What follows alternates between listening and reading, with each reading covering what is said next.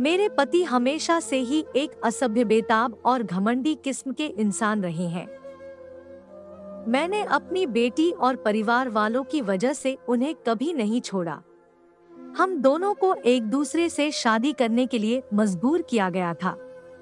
ऐसा इसलिए क्योंकि हम दोनों के पिता के बीच एक व्यापारिक समझौता हुआ था, जिसकी वजह से मेरा रिश्ता उनके साथ तय हो गया। मेरे परिवार में शादियों का ऐसा ही पैटर्न चला रहा है, जिससे मुझे सबसे ज्यादा नफरत है। मुझे कभी भी किसी ऐसे व्यक्ति के साथ रहने का मौका नहीं मिला जिससे मैं प्यार कर सकूं। मुझे अपने पति से भी कभी प्यार नहीं मिला।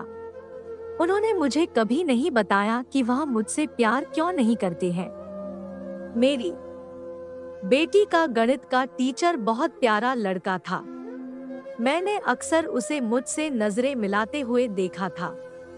एक दिन जब मेरी बेटी अपनी नानी की देखभाल कर रही थी, तब मैंने उसे अपने साथ एक कप चाय पीने के लिए आमंत्रित किया।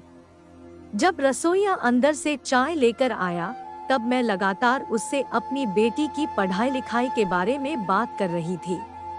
वह देखने में काफी आकर्षक था। उसका अंदाज मजाकिया था, जिसकी वजह से मैं उसकी तरफ बहुत ज्यादा आकर्षण महसूस करती थी। इस घटना के बाद मुझे समझ आया कि मेरे साथ की महिलाओं के लिए शादी के बाद अफेयर रखना कोई बड़ी बात नहीं थी, क्योंकि हमारे पुरुष अपने काम में कुछ ज्यादा ही बिजी रहते हैं। मेरे पति भी इससे अलग नहीं थे। इस तरह मेरा उसके साथ अफेयर शुरू हुआ। अपनी बेटी के टीचर के साथ एक्स्ट्रा मैरिटल अफेयर रखने पर मुझे कोई पछतावा नहीं है।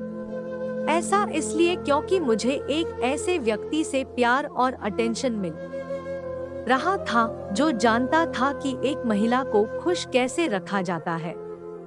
वह न देखने में काफी सेक्सी था, बल्कि उसने मुझे शारीरिक संबंध बनाते हुए कामों किया अच्छा भी महसूस कराया।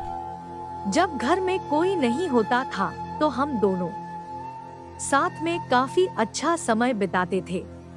मैंने सुनिश्चित किया कि इस दौरान मैं अपने घर में घरेलू सहायिका, काम करने वाली स्त्री नहीं रख सकती, क्योंकि वह हमारे अफेयर के बारे में मेरे पति को बता सकती थी। भगवान जाने फिर वह क्या करेगा। 36 साल की उम्र में मुझे प्यार और जुनून मिला, जिसने मुझे सबसे ज्यादा खुशी का अनुभव कराया।